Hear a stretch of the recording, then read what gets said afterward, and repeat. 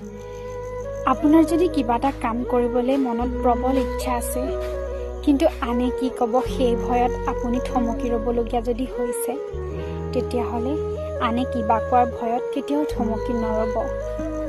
যদিহে আপুনি জানে যে আপুনি কৰিবলৈ লোৱা কামটো সম্পূৰ্ণ শুদ্ধ আৰু সত্য, যি কামে আনৰ একো ক্ষতি নকৰে, তেনে কাম কৰিবলৈ আনে কি ক'ব সেই ভয়ত থমকি ৰ'লে কিন্তু ক্ষতি আপোনাৰে।